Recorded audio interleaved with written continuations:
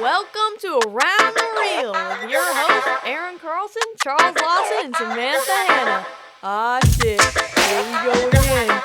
She was just sitting there, and all of a sudden it's like, are you okay? Yeah. No, actually, I'm not. I'm like, okay. Well, then what would you like to do? Yeah. Yeah. That's okay. All right. Well, we got this. We got you. That's right. Okay. Yeah. So thanks for joining us. Yeah, thanks for having me. Absolutely. There was a well, what should we talk about first? Because this is our show. We randomly just start talking about shit. Yes, we do. But That's my life, so. I know, right? But we just lost our co-host, so I was going to start talking about the premiere and. Yeah, so was I. Know, hi, I'm Chuck Lawson, and I run premieres that make money, and here's how. Thanks, Jason Norton. That's Please right. Tell me. We had our 2-day premiere of our Giant Pacific Octopus documentary, and it went fucking great. I know. I was gonna say, congrats. Thank you. Yeah, it was exciting. She got a standing ovation for the fucking movie. It was like crazy cool. So cool. That's awesome. Made her cry. Yeah, she was bawling. I would have cried. Yeah. Yeah, I know. And especially when you don't get much positivity sometimes. Yeah. Yeah. Isn't that fun? Fucking Yeah. voice, swear to God. All right. So, how do you say your last name, by the way? Untalan. Untalan. Untalan. Untalan. All right. So Coral And you know what? Untalan. I couldn't even cheat and practice because we saved it into the calendar wrong. So I would have just totally butchered it I because know. it wasn't in there like that at all. I know. It wasn't. I'm surprised it wasn't just Coral U. That's right. Hey, that's fine. My maiden name was just as hard for people to pronounce, so I already had like a lot of experience. The first time when I first got married and I was calling around to like phone company and banks and stuff to change my name, the very first person that I talked to, they're like, "Okay, what's your new last name?" And I said, "It's Untalan," and they said, "Wonton." Wonton fui. And I was like, and I laughed so hard, and I was like, no. That's not even close. Oh my Lord. Yeah. So, when you have a weird name like I do, you're used to like spelling it out, for people. Absolutely. Automatically. Yeah. It's so funny. What were you going to say, Chuck? I was just going to say, the first service company you talked to was the phone company. It's like, oh no, your service sucks. Actually, I don't want to change my name. Just cancel. Right. Because you can't understand what I'm saying. So Coral, I'm gonna just jump right into it. Well, yeah. Yeah. There was a post you made a while back, and I scrolled across it, and what you said in there, it broke my fucking heart. It did, and I thought it was important to kind of address on the show, and I'm so happy you came to talk about some shit because you're a filmmaker, you're a writer, isn't that right? Yeah. Okay. All right. So, do you remember the post I'm talking about? Not like word for word, but it had something to do with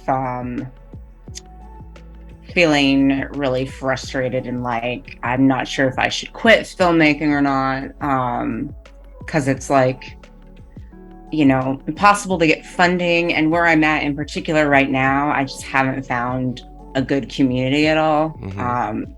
So it's like I don't even have any I literally have like one friend here. Okay. And it was a friend I already had before I got here, so technically I've made no friends in a year and a half that I've been here. Okay. And it's just like it's hard, and I have a degree in filmmaking, which means that I also have a lot of student loan payments, so Sure. It's kind of this like a really weird thing where you spent all this money to get this degree, Mm-hmm. but now because the loan payments are so high that you have to keep working your standard jobs to make the loan payments for this degree, and you're not even doing What you studied to do. exactly. Right. So it's because of filmmaking in particular, you have to kind of be readily available for freelance gigs that might pop up and Right. stuff like that. And if you don't have that kind of availability, you just get kind of stuck. Yep. I can totally get that and relate to it. Absolutely. So you're frustrated with it all. Yeah. Yeah. I mean, it comes and goes, you know. I'm a very emotional person, so I'll Well, you're a I'll filmmaker. You're supposed to be. yeah, I get in these patterns of like, I'm frustrated and this sucks and I don't want to do this anymore. And then kind of sit on that for a couple of days, and then I always end up going back to it, because that's just like, particularly with writing, that's just kind of like where my heart is, and I would do it either way, I think. Yeah. You know, as a filmmaker, you obviously want people to see your films. Correct. Yeah, I think that's the whole point. Yep. Right. Yeah. So, but it can be frustrating, you know, and I've seen like, I don't know, I don't want to say that everybody has to go to school or anything like that, because that's totally not true. There's a lot of really talented filmmakers that have just kind of learned everything on their own, and that's awesome. But when you've kind of like I've studied screenwriting for 4 years, and I like literally will watch, listen to, read anything to make myself a better writer. Yeah. And then you just see stuff getting produced that's just so bad, and you're kind of just like, and I don't want to like knock anybody else for I get it. for what I'm doing, you know. But it just inside, you're kinda- like, what the fuck? That's what you're thinking. No, I get Yeah. it. I totally get Yeah. Let's back up and get a little backstory here. So, how long ago did you graduate? I graduated in 2014 2014. from the University of Hawaii. it. Oh, Okay. wow. Okay. And then, so have you been actively doing it for the 8 years now, or did you end up with a massive slap in the face break with COVID like everybody else? How steady have you been working trying to do this? I've done stuff like here and there since I did a couple things like right out of high school that were absolutely horrendous. We've all I done those. didn't It's know. okay. Yeah, that's okay. That's how you start, but that's okay. Yeah, I mean, it was just like with a camcorder. I remember the first thing I did was like a camcorder, and it was all a wide shot. Like the Badass. entire thing was just like a master wide shot. Sure. Which I didn't know any better at the time. But yeah, so then I didn't really do much after that. I kept writing. And then I went back to school in 2011. Yeah. And I got my degree in 2014. And I've been doing stuff that I can with the resources that I have since then. Right after I graduated, I moved to Germany. So I didn't know anybody out there, and I didn't speak German, but I had a lot of actor friends. So I did actually manage to do like 2 shorts while I was out there. Okay. And there, you know, one of them I thought was good. It was a music video.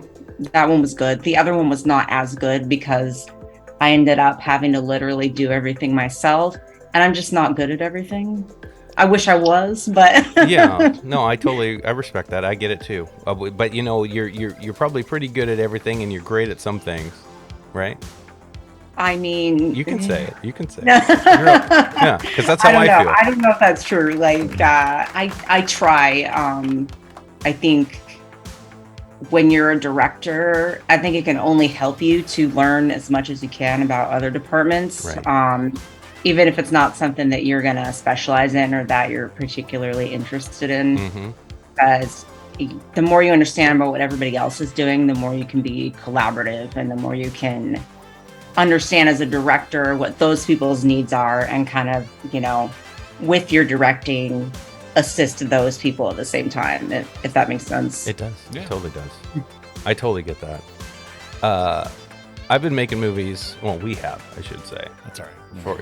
I'm in the room too. Yeah. Well, for a little over 20 years we've been doing this. Oh, wow. And we didn't get out until about 2019 to really start pursuing it as a. Well, 2018 is when we made the movie Made that the we movie. released. In 2019. Yes. And when we decided to fucking give it a shot. And I can relate to a lot of things you're saying, because, you know, before we started this, we were on our own, and we pretty much did everything by ourselves all the time.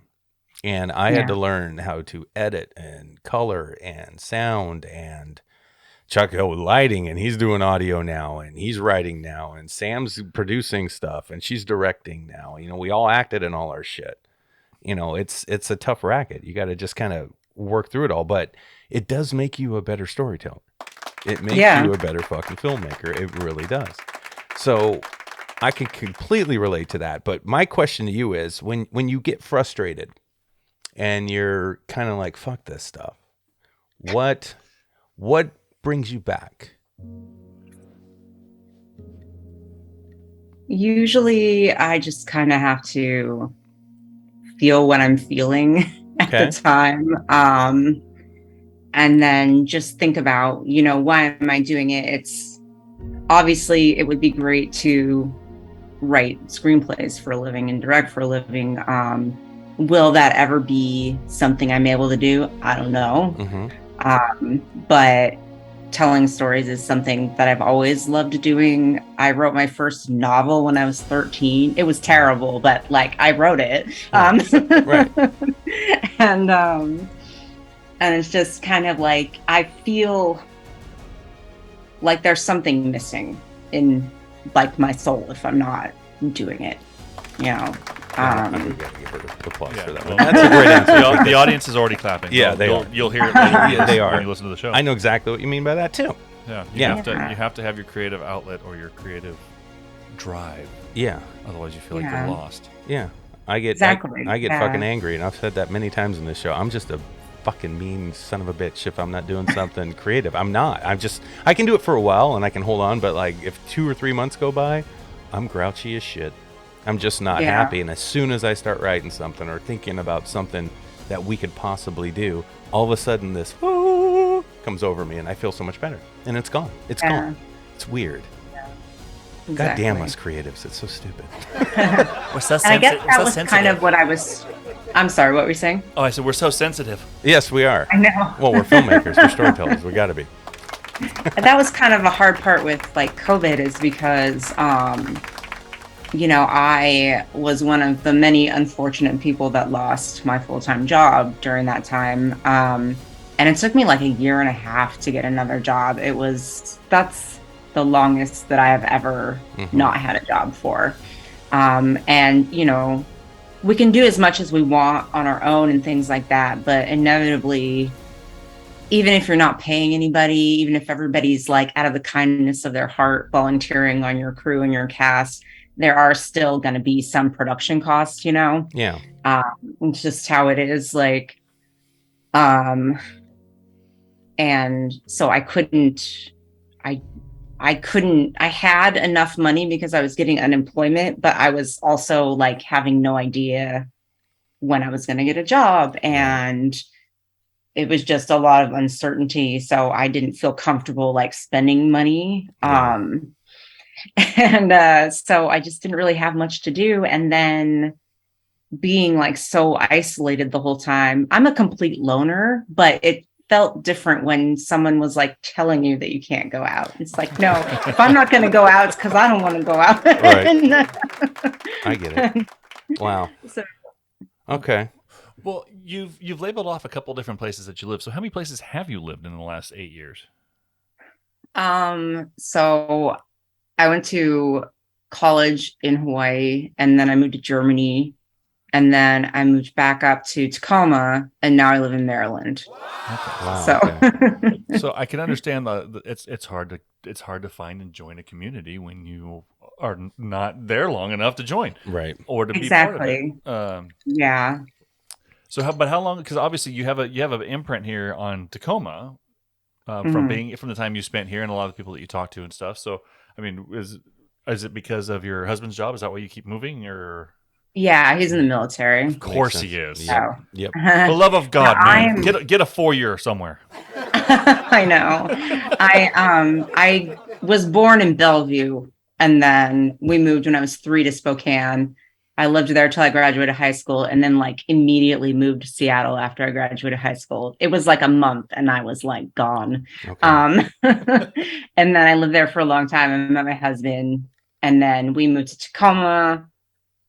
And then, started moving around everywhere. But it's funny because I found a community like really quick when I came back, and it wasn't. I still had friends there from before I moved, but none of those people were filmmakers, Mm-hmm. and it just kind of like the filmmaking community there. I think I didn't realize like how good it is until I moved away. It makes sense. It makes sense. So in Maryland, you've not found anybody? Um, Not really. My friend Jason has linked me up with someone that used to live in the Seattle area who's a DP, Mm-hmm. and now he lives in Richmond, Virginia, which is about 2 hours from me, so it's not too far. Okay. And we've been talking about doing like flying Jason out and doing a short film. Okay. So hopefully that'll happen. And I worked on a web series, and it was the most awful film making experience of my entire life. Oh Like, shit, we got to talk about that one then. well, first of all, they never paid me. Okay. That makes it hard. And it wasn't even about that. Like, it just, man, I wouldn't even know where to start. I went to film school, right? And film students are not necessarily known for their great organizational skills. Okay. And it was less organized than like the student films that I had worked on, like my first semester of film school. It was such a mess. Like, I walk in, I'm second AD. Okay. I walk in to my first day on set because apparently they had fired the previous second AD, which I did not even know. So they called me on a Sunday night and they were like, "Hey, are you interested in second ADing on this thing?" And I was like, hell yeah, I was so excited to be doing something. And so they're like, okay. So they gave me all the info where to show up the next day. So I get there.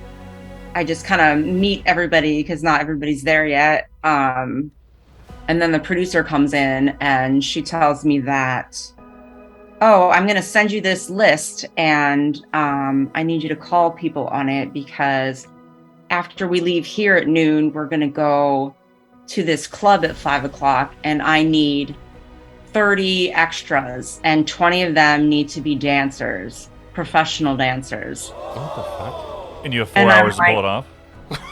Yeah. It's like, bitch, And I'm I'm assistant. like- I'm second AD, not producer. Yeah, and I'm just looking at this like, okay.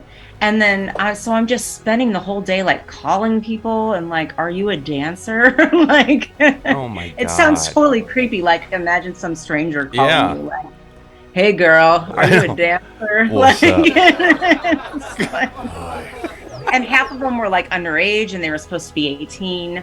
So, and this is like COVID times too, and this is a SAG production. So, No shit. so none of these people have been COVID tested as is required by SAG. By SAG, At yeah. least it was then. I'm not sure if it is right now anymore still. And I just was like scrambling the whole day. And then the same exact thing happened like the following day. Okay.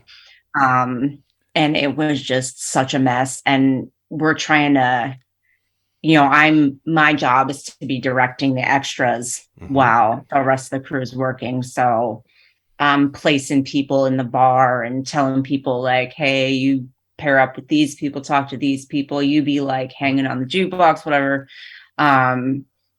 And then the producers are back there flipping through the script and they call me over and I'm like, okay. So I go over there, and this is the first time that I realize that they actually have nothing planned for each day that they're shooting. Like no shot list, no, she's literally flipping through the script and marking what they've already done and trying to decide the pages that they're going to shoot. What the fuck? Wow. Like that day. And I'm like, wow. Did anything happen? Did anything happen with this show, or is it still in? Like... I have not heard anything about it. So I don't know, but but there was like 4, 5, 6 producers. None of them would communicate with each other, but they'd all tell me what to do, Right. which was 6 different things. So I'm like, okay, well, who am I listening to? Because this person told me this, and this person told me this, and this other person told me this.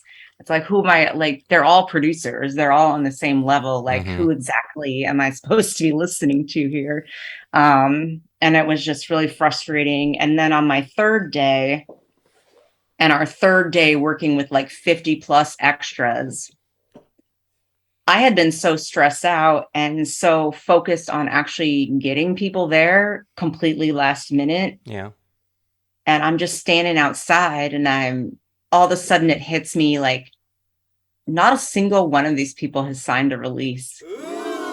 And and I was like, because I know I didn't give them a release, and I certainly didn't see anybody signing releases. And there's like over 50 extras here. I'm sure I would have seen that at some point. Because it wasn't like I was standing outside doing Firewatch or something. Like, I was in there. I was with everybody. I was with the cast. I was with the crew. I was with the extras. And so I just grabbed one of the producers, and I'm like, did you get releases for these people? And, oh, that's a good idea. And I'm like, yeah, you think? Like, Unbelievable. So then I'm running around trying to find somewhere to get copies of all this stuff. And there's literally like 50 people there. So I'm trying to get this printer thing hooked up that we have. And this other PA is like trying to help me print out all of these releases. And then I-9s and W-2s and things like that. And then the I-9s, you have to have 2 forms of government ID, and you have to like get copies of those, which is what I did on my last job. That was a big part of my last full-time office job that I had, was onboarding people and verifying their identity and their ability to work in the United States. Right. So I know this, and so I mentioned it to the producer. I'm like, you do realize that probably most of these people are not going to have something like a social security card and a passport just on them, right? And she's like, oh, well, they can just show it to me online and it'll be fine. And I'm like, no, you have to get copies of those. Like, you have to get a physical copy of those. No, you don't. And I'm like, this was literally such a big part of my last job. Like, trust me on this. So you have to get photocopies of them. No, it'll be fine. Well, we're not going to pay them, so it doesn't matter. Well, they did pay them. No, as far as I know, I'm the only one that didn't get paid, but because I quit after 3 days because I just it was a shit show. That's why. Yeah. I have never in my life quit a production halfway through. Like, I have always, even if it was not a good experience, I've always fulfilled my commitment. But that one, I was like literally losing my mind, and it's like the Keystone Cops of filmmaking, dude. I mean, they're all over the place. I would love to have you on set with us. I know. You know what I mean? The second you walk in the door, you're handed a release form. Yeah. Because you might also be on the behind the scenes stuff, and we need to make sure we can show your face, use your voice, right. Show your Chuck face. Loves all that stuff. I'm a nerd. He's a nerd that way. But I mean, it's important, even though it's kind of a pain. Like, you have to have that stuff. Like, if I'm on your crew and you guys decide to use me in the background and I didn't sign a release, I can come back later and like sue you and say you used my image without permission. And absolutely. You know what's crazy to me is and it's such a simple thing to do, and maybe certain production companies or filmmakers out there that are putting these things together aren't thinking about it, but I love filmmaking and storytelling with everybody we work with because it's fucking fun. Exactly, and fun. It should be. And if you keep it fun, that's exactly where you're going to get these magical stories told, and everybody's going to have a great time, and you're going to have just this camaraderie, and all these wonderful things happen, and everything just flows, right? The only way that happens is if you're fucking organized. if you're ready, if you've got a set that's ready, at least where you think it's like, okay, I think I'm good. I got shot list done. I've got my crew ready. I see people all the time setting up. All right, I got my movie casted. Now I need a director, a DP, a this, a that, a blah, blah, blah, blah, blah. And they keep going. I'm like, why are you? Why should have started with those? Get your fucking crew first. Make sure you got a team of people who can make the movie before you start casting the son of a bitch. It's like, dude. I mean, that's common sense to me. I will admit, in our last production we did a Shape fan film and a Halloween fan film, and we had a gal on set who was a PA, and she was the script supervisor. And she walked up and because Aaron gets lost, he gets done shooting something, he gets all excited, and he takes a moment, and she's like, "You still need to film this part of what you had on your shot list." And he's like, "Thank you. Okay, everybody, get ready again." Yeah, she was the first time we ever had one. We'll use her every time. Yeah, she'll let us. She was a badass. Coral, she was badass. She scared the shit out of me. And I wrote it and directed it, and I'm sitting here trying to film it, and she questioned me. I'm like, "Do you think I should do it?" I'm asking her like she was fucking dope, but it was so helpful. You know what I mean? And that's that team thing, right? You gotta have a fucking team, guys.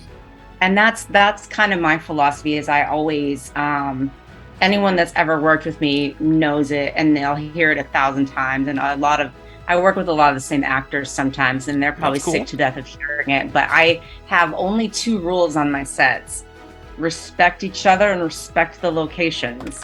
And everything else is fixable. It's like you said, you want to be as organized as you can, but I also kind of always go into it knowing that something will happen, and you just have to kind of roll with it. You gotta roll with things, and if everybody's like being kind to each other, and it's not that you can't have disagreements, but there's some sets I've been on where people will just like start like screaming at people and making it like real personal, I've heard stuff like that before. Yeah, we've been lucky so far. We've never had I've never had to throw anybody off a set because I'll do it. Yeah, you do. Screw you. I don't care if we're I would too. I would too. Yeah. And I say, like, if you do anything like that, it's basically like,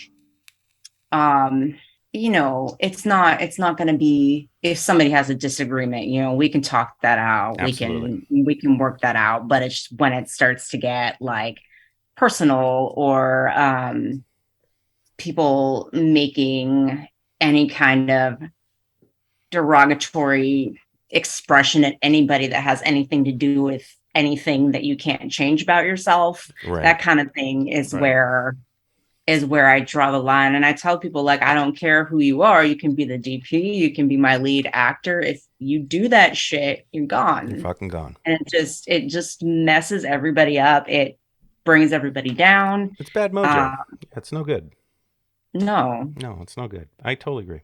Yeah, it's stupid. And I mean, I hope that the industry is going more towards that way, because it has kind of been, I worked on a really big budget, like primetime show. Mm-hmm.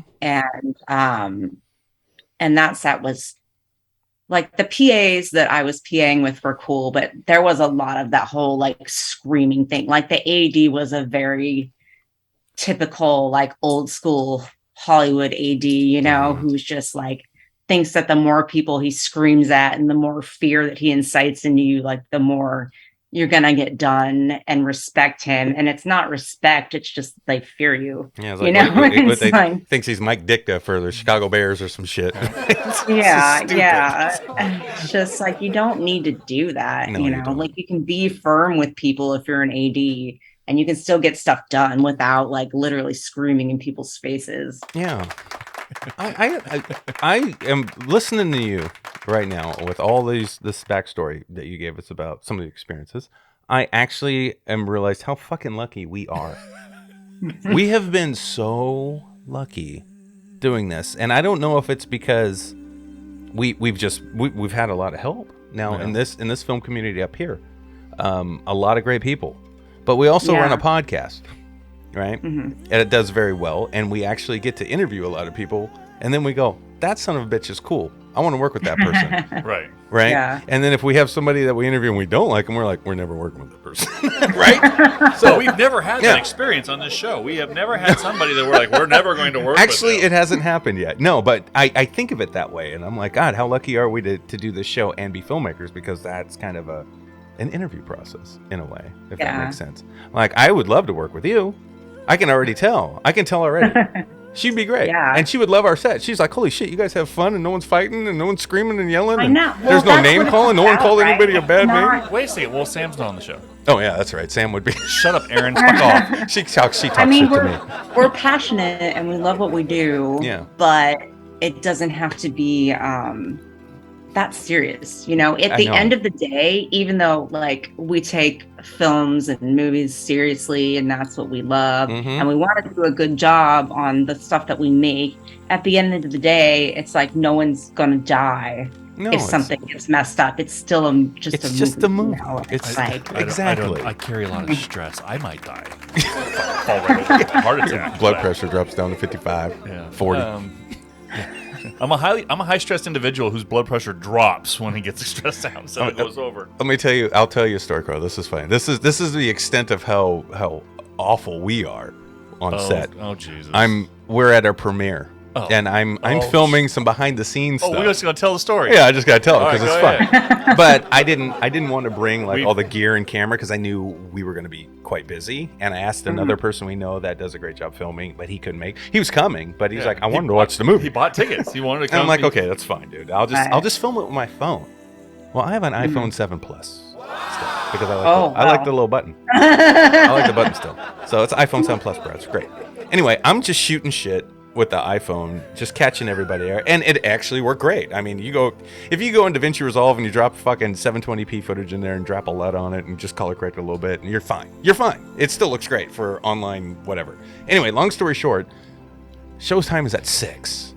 Doors are supposed to be at 6. Yeah, well, yeah, doors are at 6, right? We get there around 5. Chuck's setting up the red carpet. He's putting up the banners and shit. By 5:15, 5:20, people are starting to show up because, well, people like to come early, especially white people. They're always on time. Yeah. Always So here's Chuck on his hands and knees, and he's trying to get the red carpet down. He's doing all this shit, and I can tell he's stressed the fuck out because people are watching him do this shit. So I'm filming, and I go over to him, and he's like, "Get that fucking phone away from me right now." He said some shit like that. I'm like, Jesus, dude, what's the matter? It's supposed to be a fun time. He is so serious about having everything perfect Before everybody shows up. Before everybody shows up. Yeah. And it really bothered you. Yeah. It pissed you off, didn't it? Oh, God. Yeah. I know. I'm sorry. I'm sitting there I'm just trying to, dude. Well, it bothered me because, we could get in between 4:30 and 5, Yep. and then we couldn't get in until after 5. Mm-hmm. And so I was like, okay, I lost that time. No problem. I'll make it up. I can work hard. You can get do stuff this. done. No problem. Photographer's there. Helped him get all his shit set up. Okay, got the backdrop, CCC Entertainment backdrop. Beautiful thing. Awesome. Amazing. Wonderful thing. Start setting up the red carpet. Red carpet wasn't what it was supposed to be. It was a little thin, and then the scissors that somebody brought me were a little dull. I didn't know those were bad scissors. Yeah. I just grabbed some scissors. Yeah, it's okay. It's okay. I still appreciate the thought process. Yeah, I remember. So we ended up just dropping a red carpet right in front of the frickin' pad, right where we were doing for the photos. Yeah, it's great. Red carpet. You ever put carpet tape, double-sided carpet tape, on something that you can actually push through and have it stick to the other side? That carpet tape stuck to everything but the carpet. Oh, I didn't know all Nice. that. I left you alone because you were being all because you're like, Chuck, Hannibal Lecter. Chuck, what are you working on now? Get the fuck away from me. Yeah, he was tripping. He was tripping. But sitting there drenched in sweat. you usually hold your temper and your you did with everybody else. You feel comfortable with me. Well, yeah, you were close. Yeah, get the fuck away from me. I wasn't like, get the fuck away. I was like, get the fuck away from me. Yeah, it was funny. It was really funny. But that's that's what it's like being on set with me. But I understand why you do I swear under my breath. I appreciate that about you. And I mean, that's I what do we're not talking swear about under here. my breath. He really wants to have a really nice set for people. And he wants to put on a good show for everybody. So I get it. I appreciate And it. it sounds like you did. Yeah, so. he did. He did fine. We had an amazing premiere. Yeah. And everybody got to see what it took to set up with the premiere. So, yeah. It was great. It was great. Super funny, though. Just get mad, bro. I didn't get mad. I was frustrated. I don't like tape. After these messages, we'll be right back. I wanna kiss you all over and over again. Till the night closes in. Till the night closes in. Hey there, guys. Have you ever wanted to have your own online merchandise store? You know, creating unique products that you believe would resonate with others with like minds? Well, you fucking can. Because Printful.com has your fucking back. Now, they are a print-on-demand e-commerce business that allows you to create personal designs, guides you in setting up your own store, and gives you the tools to reach your customers. And the best part? It's no money out of your pocket. You don't have to spend a dime. There's nothing worse than dropping all your cash, creating a product, and then no one buys your shit. And if they do buy it, then you have to ship all that stuff. It's a pain in the ass, right? Well, not with Printful. They handle all of it. So if you click the link in the show notes, you can get started on your journey. And remember, a successful business has multiple revenue streams. You need to get your brand out there. Check out Printful.com. Ladies and gentlemen, welcome to Coach's Corner with Coach Rick. Time for that motivational moment. Momo. All right, you guys. Coach Rick here, back with Coach's Corner. I had a couple of ideas based on the last one. Part of me is like, I can take what I did from the last time and keep continuing, but then something a little bigger occurred to me. And big enough that it's what I would say is the whole foundation of my whole career, my whole belief in what we do and what we're up to here. So I'll start because it for me started when I started in high school. Was when I started acting. I needed a fine arts requirement, and I went through the list of sculpting, painting, and I was like, I can't do these things. This is and then I saw acting, and I thought, oh well, acting's a joke. I'll do that. That was literally my thought walking down the hallway when I needed a fine arts requirement for my junior year to pick classes. So I guess I was a sophomore.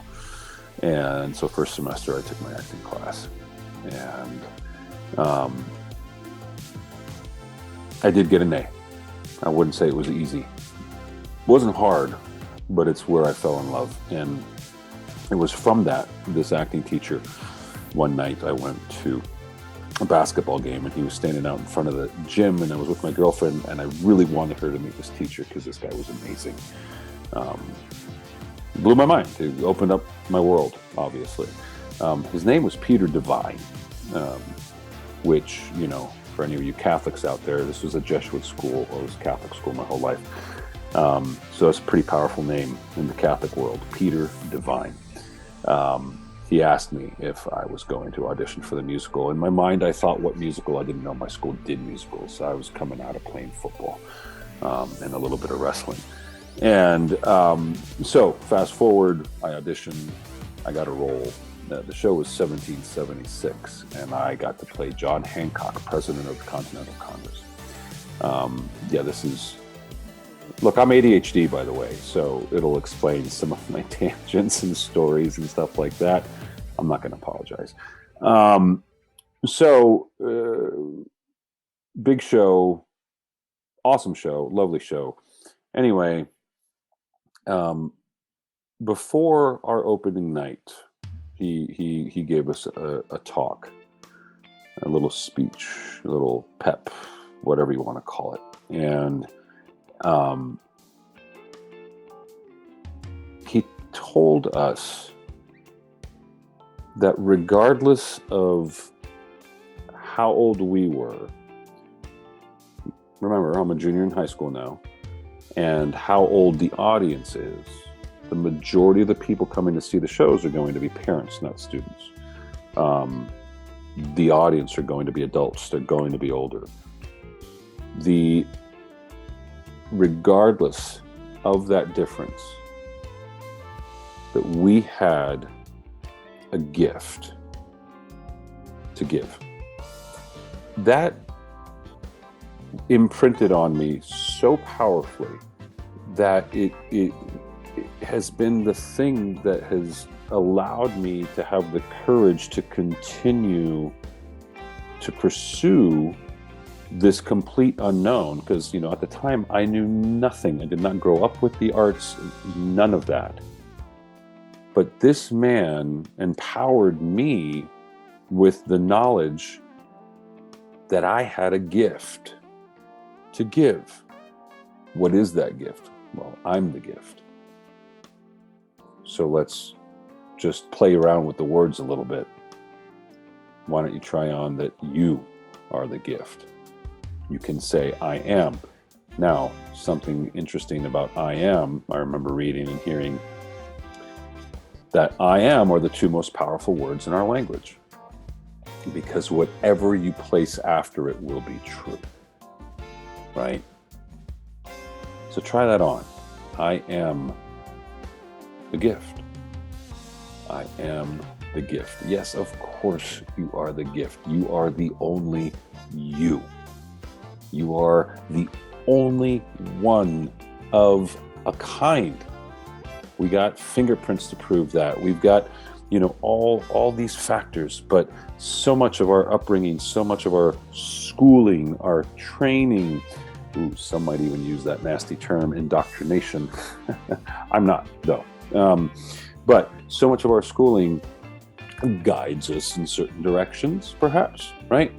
That may take us away from a more individual path and realization. If you're lucky, you might be able to realize certain things a little later. You might be able to wake up, hopefully, and truly discover who you are, what you truly want, right? And when you start discovering and exploring self, capital S, of course, you might be able to get to that gift, right? And of course, how awesome for us as actors, our goal, we strive to be in the moment, in the present gift, right? That's where the gift, the magic happens. So my invitation to you is to consider, to contemplate, to try on that you have a gift. You are a gift. And you're not just a gift to a person. You are a gift to the world. You are a gift to humanity. You are here for a reason. And if it's inside of the arts, then your contribution is inside of that. Whatever niche or discipline or, whatever it is you do, if you want to be a DP, if you want to be a director, if you want to be a first AC, I don't care. You are that gift. You can master your skills. You can bring your expertise, your excellence, because that's your gift. That's what you do. Does that mean it's going to be easy because you know what it is? No, of course not. I don't care who you are, what you do, what you want. You got to work for it. You're going to have to earn it. That's life, okay? That's the beauty of it also. Yes, we are forever students. There's always more to learn. There's always more to grow, right? Good, great. And yes, it requires work. It's going to require effort. The most important thing inside of that effort is the consistency that can never end. Just tonight on the Zoom class, we were talking and, did people master being in the Zoom room in the 14 months that we were in lockdown? I said, well, that's an interesting choice of words. Maybe they got to a level of mastery, but here's the thing. If you stop practicing, you lose mastery. You can become a black belt, but if you stop practicing, you're going to lose your skills. You're no longer going to be functioning at the level of a black belt. And if you got a good teacher like my sensei, he'll tell you it's when you get your black belt that you're ready to start learning. So, main point for our little installment here is you are the gift. You are a precious, wonderful, and unique and glorious gift to humanity. So, I'll give you one more story that the guy that led the company that I coached for many years. It's a neat little anecdote. He says, imagine showing up to a party and you got a gift under your arm and you knock on the door and they let you in, and you go in and you start saying hi to people and you start mingling, and maybe you have a drink, maybe you have some hors d'oeuvres. Then they say, hey, it's dinner time. Everyone sits down. All the time you've got this gift under your arm, right? And the night goes on, blah blah blah, time to go. You leave the party and you still got the gift under your arm. Don't leave the party without giving your gift. I'll leave it at that. That makes sense. I hope that makes sense. Life's a big party. Give your gift.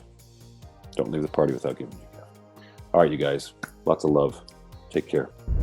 It's funny because I'm a high stress person too. I have really bad anxiety and panic disorder and OCD, and I will stress out so much up until the night before a shoot. And it's for some reason, the second that I step on the set, I'm like I thrive in the chaos or something. Right, it's right, just right. Yeah. I become a completely different person, and I keep wanting to figure out how do I harness that person into the rest of my life, Well, because that's the person that I would like to be all the time. Right. And that's a struggle. I think it's easier to do when you're doing something that you completely enjoy. I think that the way a human's body is made, I used to play sports a lot, so the anxiety that you feel, or the butterflies you get, or people say, oh, I'm so nervous, I can't do it. To me, that is not a bad thing. I think that's the anticipation. If you're doing something that you love, it's an excitement, it's energy. You need to use that shit. And you saying that you have all these things up to the day you get on set is perfectly normal. That's what you're supposed to do. Now, if you, to an extent, I think. Well, now, if your life is being ruined by it. Well, yeah, that's the trick, though. If you accept for what it is, if you can do that in your head and embrace it, and it's not a fight, internal fight, I think you will find that it's something that you can use. That's just my opinion, because I feel those things too. Before we ever go and shoot something, I'm like, holy shit, I'm nervous. We got a lot of shit going on, and there's a lot of people coming. Oh, fuck. I hope I cover all my bases. And you sit there, and you can't sleep the night before, and you're all fucking shaking. You feel weird. You don't feel like yourself, and you're like, whoo, And then after a while, you're just like, oh, I love this shit. And then I'm good. It feels like you get good when you finally get there. So if you can just put it 24 hours beforehand, you'll be fine. Just gonna sleep before. Yeah, you'll be fine. But and it's not a strange thing. I mean, Aaron and I have been friends for 30 years, and it wasn't until we started going full time doing movie stuff all the time we started talking 2 or 3 times a day, depending on what was going on. Right. He finally realized he was 3 years ago. He's like, "Man, you worry a lot." I'm like, "Where the fuck have you been for 30 years?" Yeah, I never knew how much of a worrier he was. He worries quite a bit. I'm like, wow, that's crazy. That's crazy. It's because I'm a planner and nothing's ever 100% ready. No, because you can't be 100%. It's not true. It's You can't. impossible. I just need more time. No, you strive for 100%, but you're not going to get it. So then you feel better when you remember that. You're just like, yeah, I know I'm good. Why am I questioning myself? I know I can do this. I've already done it before. I can do it again, and I can do it better. Because That's it. I don't want Coral to show up on my set and be frustrated because I forgot to We'll just bring the release forms. and just get a better red carpet next time. You won't get mad. Was it one of those it's almost like vinyl, and it's got the kind of the, I don't even know how to describe it. We couldn't order. I was going to order a 15-foot red carpet. It wouldn't show up until sometime this week. So I ended up having to go to Party City and get their makeshift red carpet, which doesn't exactly tear, but it's not exactly solid. It's pretty thin. Yeah. You can kind of see through it. I think I know exactly what it is. I think my mom had one for her 50th birthday roast. Yeah, that's cool. It's the same type of thing that they drop. I mean, actually, the white one that they use for weddings and stuff is just a little bit thicker. But other than that, I mean, yeah, it wasn't my favorite. And the good thing is we have 40 feet of it left. And then all that worrying, though, and then look what happened. It was great. Everything worked out great. Everything looked great. The pictures are great. People had a blast. The movie was great.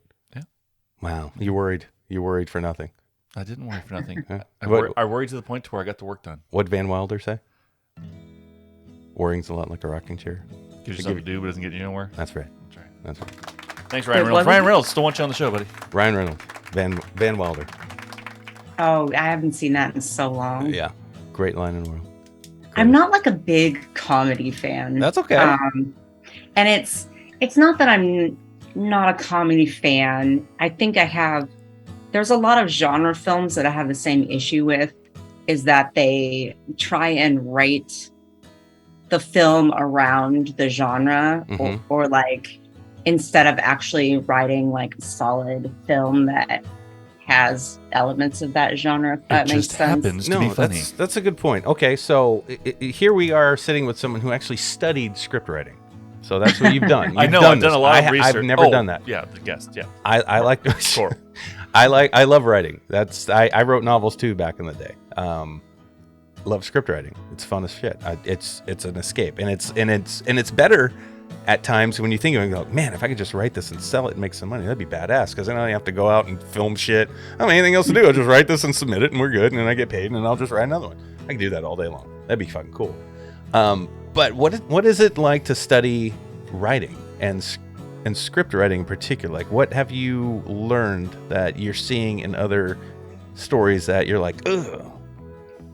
Oh gosh. No, be straight up about it. Like, what's your take on it?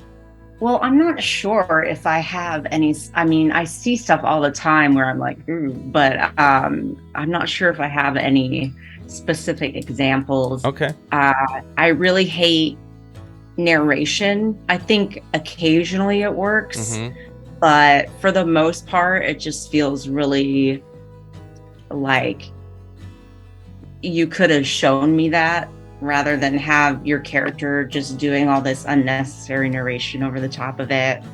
You feel like it's cheap? It's like a cheap shortcut?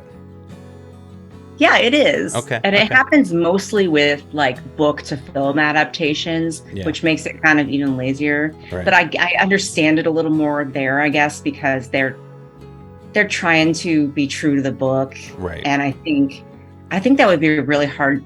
I have never adapted a book into a screenplay, and I'm not sure it's something I want to do, because like book fans and comic fans and stuff like that, they get so hardcore about it, you know. And if you don't put every single thing in there, they're just going to be like so pissed at you, and they're going to say that you ruined the book. And it's two different mediums, you know. You can't really compare the two. I think as long as the spirit of the book is still there, the essence of the story is still there, I think you did an all right job. I agree. I totally agree. Yeah. There's some things. I saw this thing called Paradise City. And man, I want to like it so bad, but the script writing was just, it was so frustrating, because it would be going good for like 5 minutes, and you're like, okay, it's not that bad.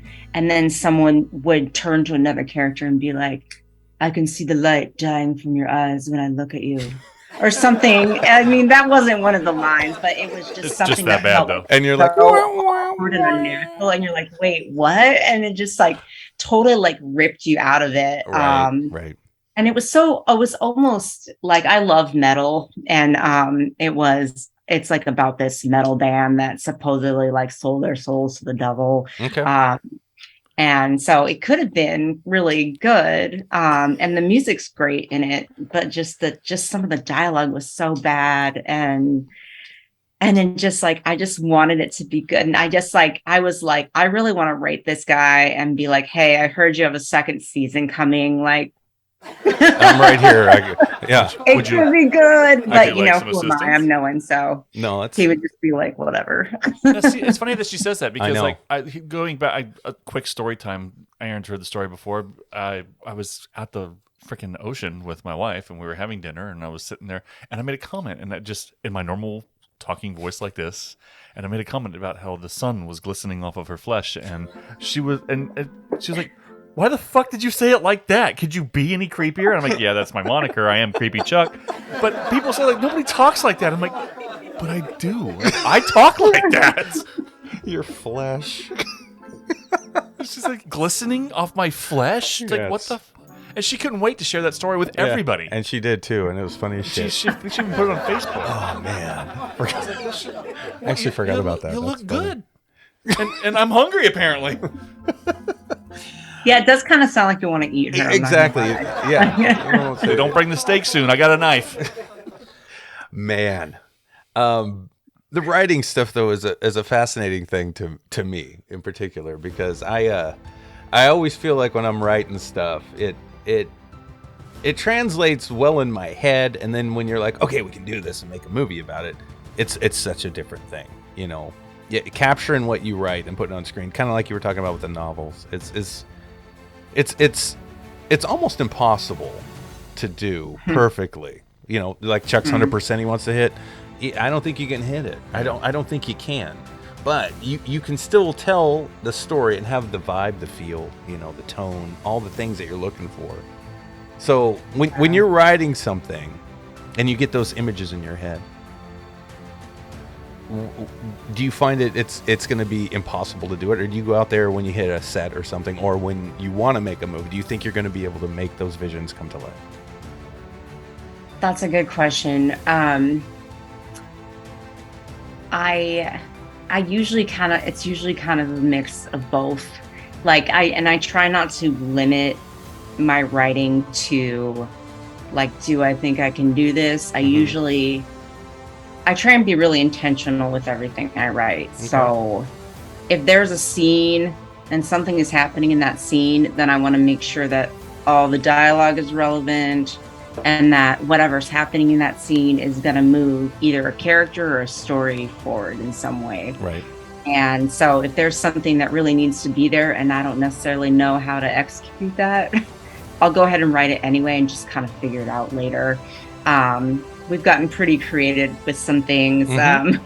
I did a short film called The Rabbit Thief that I shot all over Tacoma, like Marlene's Market and stuff. Oh, cool. Okay. And there's a couple of scenes where two characters are kind of watching. They take turns kind of watching each other through windows. And I had no idea how I was going to do that because I didn't think I would probably be able to get 2 apartments rented that happened to be across the street from each other. Okay, fair enough. So we had one that was kind of a ground floor apartment that we shot out of. And then we had like an attic apartment for the other one that was in a completely different area of town. And my art director actually made a window that we hung inside of the apartment. And we just like shot it through that. And it totally looked like they were in 2 different apartments, like looking at each other. And yes. I was like, man, I can't believe we did that. But that's cool as hell. Good for you. See, that's badass. Yeah. That's the shit. You got to figure it out. That's the shit. When you're writing your stories, do you ever find yourself limiting to what you think you can actually really pull off, though? I mean, have you ever pulled back from, well, what shit? Back up. What's your genre? What's the genre? Where do you like to write? I write mostly like drama and horror type stuff. Okay. Okay. But the last one I wrote was kind of a comedy, which was different for me. Because you hate comedy. I don't hate comedy. It wasn't intentional comedy. I hate comedies that don't have good story and good character development, and I feel like 90% of comedies are written around the jokes rather than the stories and the characters. Mm-hmm. So it's not that I hate them. I'm just very picky about them. No, I got you. I should totally send her the beginning of That's Life and see what she thinks of it. Because the funny thing is, I'd love to know what you think about it because part of it is actually mine and Aaron's life. Oh, yeah. Yeah, you did start that. Yeah, that's fun. That's fun, right? I like that story, too. I still think it's hilarious. Well, so going back to your question, sometimes I don't know. Usually the stuff that I write is not super complicated just because of the genre that I write. Okay. But some of the horror stuff that I've done has been a little bit more complicated, and I'm not sure. I've never I've never written anything like a crazy car chase or like people like throwing each other through windows and stuff like that. Like I've never written anything like that. Aaron does that stuff while he's writing. Yeah, I do. I know. I love it. I love that stuff. Anyway, continue. So I'm not sure if there's anything that I've really had to kind of say, I can't do that. It's just not possible. There's a lot of things that I've thought haven't been possible that ended up being possible. Or there's things that I didn't know how to do at the time that I didn't feel like were going to be like, I felt like I could figure it out, you know, like with the window thing. And that same film, I thought my biggest issue was going to be obtaining a bunch of rabbits because there's a bunch of live rabbits in it. And I thought, oh, this is going to be so hard. And the rabbits just like fell into place almost immediately. They just kind of like fell into my lap. And I'm like, oh, okay. Well, now I don't know what to stress about because that's what I thought was going to be the hardest thing. And I did kind of struggle with that, though, because they were purchased from a farm in Oregon that breeds them for like meat and clothes. And I like love animals, and I've been a vegetarian since I was like 10 years old. So I was like, ooh, I don't know if I want to give those people my money. And then I thought, well, but if I do, then I'm not going to kill and eat the rabbits. No, it's and not like, you. So that we would save the 4 rabbits. And but I didn't know I couldn't take all those rabbits. So I wanted to make sure that I had something to do with them after. And a friend of mine was like, oh, I have a huge farm with this huge backyard. I'll take them. Oh. I was like, really? He's like, yeah. So after we were done, we gave my friend all these bunnies. And 1 week later, she made stew. Samantha, if Sam was here, she would fucking have just fell in love with you. Yep, she would have loved that. She would have loved Saved a that freaking story. possum. Yeah, she's an animal lover just like that. Same way. I am. Did you see my bear in the background? I That's see. Barry White. Oh shit, I get it. Oh, I get it. It's the white berry. I love it. I love it. That's so cool. My husband's like, I don't know. Do you want that there? It doesn't look very professional. Oh And I'm my like, God. Barry White is the most professional bear. Barry White's a G. Look at him. He's a pimp. He's badass back there. Yeah, I get it. In my office / studio at home, there is a black and white Mickey Mouse sitting right next to a Michael Myers mask. Yeah. There is no weird thing when it comes to being a creative, except for the fact that we're all fucking weird. Yes. I wanted to talk about one more thing about the support stuff. So since you're not having anybody out there, because I can tell you're great. You're a great lady. You're a badass. I can already tell. You've gone to school. You know the stuff. You have passion for it. You have the energy for it. You hate it sometimes. You don't know if you're doing the right thing, and then you come back and you're like, "Fuck that! I'm going to make a movie, or I'm going to write something." So, when you say you haven't met anybody out there to maybe help do this, what's support like from friends, family, anything like that? Where are you at on that? Because I know that is a tricky thing. And that's one thing, Samantha especially. I'm used to not having anybody close to me give a fuck. Hey, fucker. Except you guys. Except you guys. I'm talking about like family. Hey, fucker. Oh. Extended family, that kind of thing. I never expect friends and family to really give a shit too much about what I'm doing. You know what I mean? Mm-hmm. It's just like at our premieres we just did. We have a ton of people that I know will love listening to the show. They love it. Guests that have been on the show. Not many of them came. Not many of them did. You know who came? A lot of people we didn't know. A ton of people. Like almost 300 people we didn't know showed up for our premieres.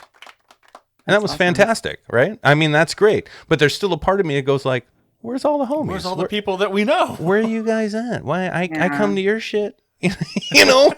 Yeah. And it's like, wow, that's too bad. And then I snap out of it real quick. I'm like, oh, fuck them. I mean, that's how I do it. That's how I do it. And that's the way it is. How do you feel about it? How do you handle it? I consider myself extremely lucky to have the most awesome friends, and my family's really supportive. And we're not a wealthy family, so it's not like they support me by like throwing money at all my projects or Sure, anything. But right. my mom, my mom still tells people that I was on American Idol 20 years ago, which I wasn't on American Idol. But she still likes to tell people this. I'm like, no, Mom, I auditioned for it. I wasn't on it.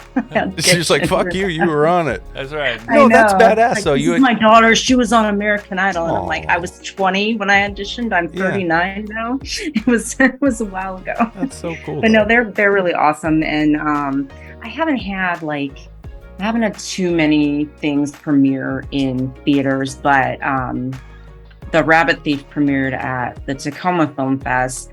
And I had so many of my coworkers from Seattle come down for it. My dad flew over from Spokane to come see it. Oh, wow. My brother came down from Granite Falls all the way to Tacoma.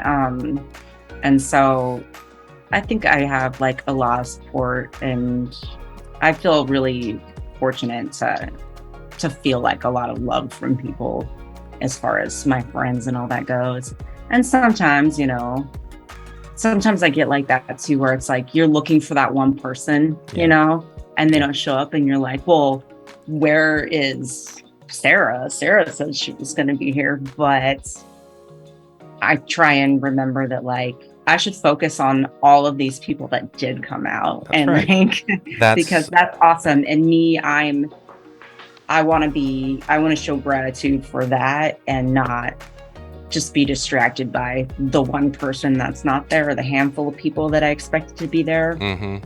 Because it's like those people came out, and those people deserve your attention. That's and right. your Exactly. gratitude. That is exactly right. That's a great answer. I love it. No, that's exactly it. Yeah, you don't be that kid that's looking in the audience and his dad didn't show up, and he's trying to race to get to that empty seat that's in there. Wow. Yeah. That was a deep childhood wound you just tapped into. Is that where it comes from, you think? Well, let's not get in. I don't know if my dad will watch this. Okay, But fair enough. But he came I- over for the the older I premiere. get, the more I understand. He did fly Sorry, go over. ahead. He did fly over. For the premiere. He did. Okay, all The right. older I So get, when the we more I do- understand that my parents were really young when they Mhm. had us. And, my mom they were 24 and 23 when they had me. And then Yeah. I have an older brother too. Yeah. So they were like 19, 20 when they had my brother. And it's like, like I could barely wipe my ass when I was 24. Like, like I can't imagine like having all these kids to look after, and also having to deal with like your own issues. And so I have like a bit more empathy as I get older about that. It's a big and deal, how- though. yeah. It's a big deal. I remember being a kid. Like I said, I played a lot of sports and stuff. And when you're that age, whether it's junior high, high school, even elementary school, when you're always looking at the crowd. You're always looking to see where your mom and dad is or something, right? I was doing that through high school. Like especially for my dad, I'd look up when I'm playing football and see if he was there. Now my dad died when I was 15 and a half, I think it was. He died of cancer. But I remember my junior year in high school, and I'm looking up. I was like somewhere in the first quarter, and I looked up, and I didn't expect him to be there because he had, oxygen tank and all that shit. That motherfucker was there. He was there with his thing, with his shit. tank, like a soldier. And I saw him, and I never forgot that, right? So now that I had all these kids, and they're running track and doing sports and stuff, I since middle school, I always see like my oldest son too, and well, all of them kind of do it, but my oldest son especially, he's always looking to see where we're at. To this day, he's 18 years old, and he just got done with this last season, but he's still looking to find us. It matters. Peeking. Yeah. It matters. It means everything. Wow. And that's the thing that got me when I dropped out of school, went to college, playing football, and second year, I think it was a homecoming game we had at UPS up here, University of Puget Sound. Anyway, we won the game, and all the crowd's coming down, and all these people are hugging. It's like in the movie, when you see all the people come down, and you see that one guy that's standing there holding his helmet, and nobody comes to him. I was that guy, and I didn't go back and play anymore. I quit, and my mom was in town. She just didn't give a shit, and my dad is dead, so he didn't care. because he was gone. He was gone. It's He was not gone. that he didn't care. He was gone. You know what I mean? He was currently unavailable. That self-loathing in that moment got me. Like, I even remember the scene. Like, if we ever reshot that story, I could shoot that scene no problem. I have it all in my head. I literally and quit. Coral will bring in all the extras. Yeah, she could get all the extras in like 4 hours. You're badass at that. You could do it. We need a bunch of football players and a whole bunch Yeah. of fans and. Yeah, that kind of stuff Right. can. Hey, as long as I have more than 2 hours notice, I can pull it You can together pull for it you. It's just amazing how our minds work when it comes to people getting your back and support. People need people. Absolutely. Yeah, it's weird. Um, It's weird. And going on to that with the whole idea of community and the fact that we are now, I'm glad you said that Virginia is only a couple hours away because we have a decent footprint in Virginia as far as around the reel goes. Oh, yeah. We're, Oh, really? we do. We're part of, I think, 3 or 4 different film groups Yeah, in Virginia. yeah, and that, we And get, it- we and get it a lot all- of listens from over there. It all came about because randomly on a month that we did one of our podcasts, we blew up in Virginia for some reason. And so we started joining film groups and sharing shit and stuff. And so, we'll when we do this, we'll make sure we tag all those Virginia film groups and let them know that this amazing woman, Yeah. storyteller, filmmaker. Now, do you only make films because you're the only one who knows how to tell your story? Be honest. Not really. Like, well, Okay, I'm okay, a Aaron, it's little just more you. cautious now because I have had a couple, like a few other people make short films that I've written, and there's only one that really turned out any good. But originally, I just started doing it because I just wanted my writing to get out there. Yeah. And then I ended up actually really liking directing eventually. At first I really hated it. Okay. But I ended up liking it. And I think it depends on the script. Like there's a feature that I've been trying to make forever. And that's one where I just wouldn't let anybody else touch it. Because it's been with me for so long and it's got more of me in it than anything else that I've written. And so it almost feels like handing someone my child and like, No, I get it. Yeah. Yeah. you know, but I think under the right circumstances, there would be people that I would trust and I would definitely want to talk to those people and see their work and stuff just to make sure, because people interpret everything different, you know, which is one of the great things about art, I think, because whether it's a movie or a song or whatever, TV show, different people can get different things from it. And I don't think that's necessarily like right or wrong. I could write something that I had one intention for, and maybe someone else watched it and was really moved by it for a completely different reason that I had no intentions of. But is that a loss that person like took something from what I made? No, not at all. No, it's so great. it's like, it's the right best. people I would. Okay. We talk about that stuff all the time too on the show. Is the idea of the fact that you can give 3 different people the same script, and they'll still make 3 different movies, and it will not be the exact same You're thing. absolutely right. Yeah. And then we're in the middle of actually pulling that off now because instead of doing 3 different scripts, we actually are doing the middle of a trilogy. Yeah. With 3 different filmmakers, 3 different writers and directors who are doing a trilogy to this shape fan film thing that we're doing. So it's just funny watching all of us come together and Make we our all own help. thing. We all help make each other's stories. Yeah. But you know, this today, this person's in charge. Today, that person's in charge. Yeah.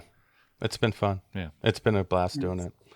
I haven't done anything like that. I'd be open to it, but Yeah, you should think about it. I mean, there's 1,001 ways to do this thing. I mean, but what I wanted you to do, and why I wanted you on this show in the first place, was to don't doubt yourself. You know what I mean? I mean, we all get frustrated, and we all feel like, what the fuck are we doing? Like right now, I'm broke. Okay, And I just did the taxes. Yes, I'm fucking broke. Now, I was on a good year and a half, that feast or famine kind of thing. Okay, I'm famine right now. Like I have no idea what we're going to do. But I believe that we're going to be okay. And I don't know why. I couldn't explain why. People would think I'm fucking crazy for doing this. Go get a job, motherfucker. You know what I mean? I'm like, but this is the job. This is what I want to do. There's got to be a way to make this work. There's got to be. And maybe I'm just stupid or stubborn. I don't know. I don't know, but something's driving me. I've worked too many jobs in too many places and was too unhappy to finally get to a point where I'm like, it's right here. I know it is. I know it is. So something is pulling me here. I look at the clock every day and it's 11:11. Like, what the fuck? Every day. It's like something is telling me I'm on the right path. You know what I'm saying? Mine is always 10:06. That's you? Yeah, I What's always that see mean? 10:06. That's like weird. when I look at the clocks. Wait, is your clock broken? No, Is it I stuck just on see that time? Is that 10:06 what all you're the time, and that's also my birthday is 10/6. So Oh shit, that's even weirder. You see what I mean?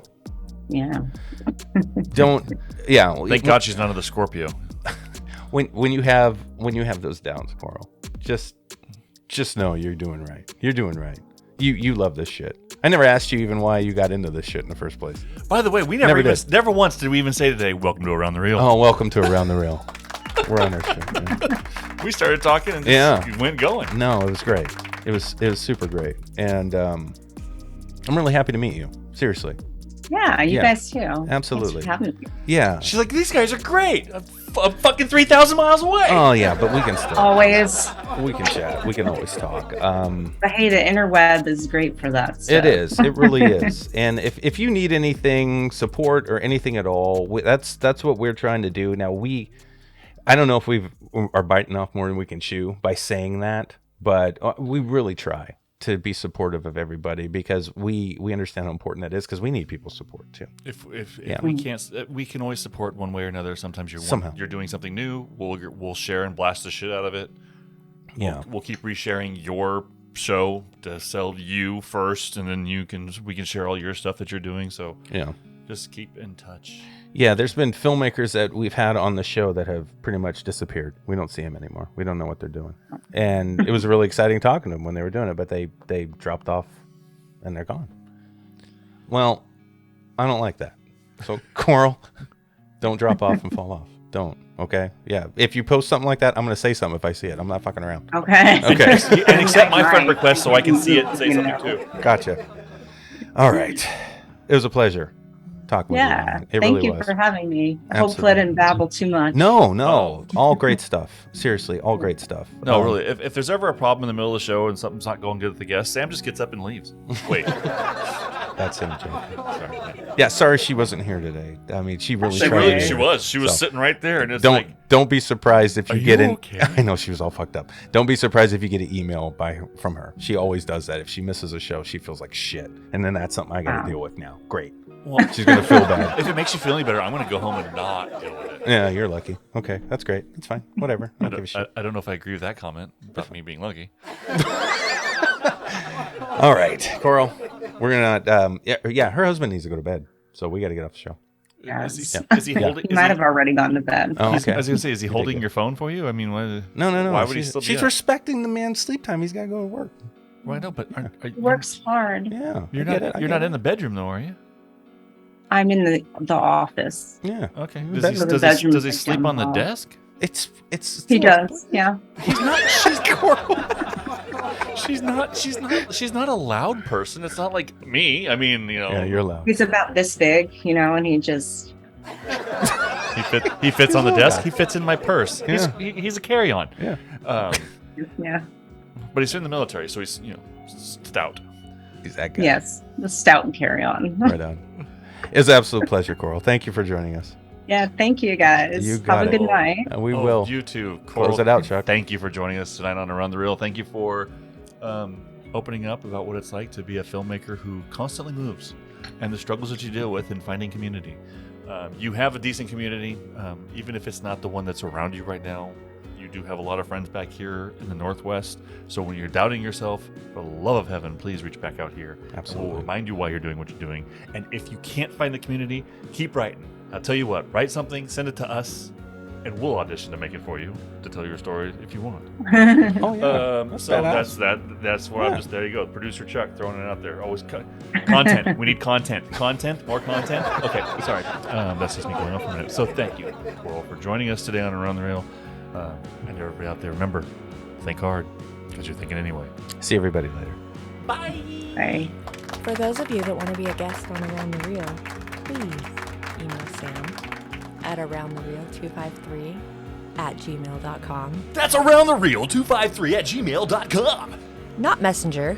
Do not message Aaron on Messenger because then he has to send you a message that says email Sam at aroundthereal253@gmail.com. That's aroundthereal253@gmail.com. How come they can't just message me again? Because nobody wants to fucking talk to you. Can anybody reach out? That's an artist, filmmaker, actor? If you're an artist of any kind, we want to hear from you. But we are going to vet the crap out of you. We don't care if you make millions of dollars in Hollywood or if you're just beginning your career in the art industry. We don't care. So everybody that wants to be on Around the Reel, yes, we want you. That's aroundthereal253@gmail.com.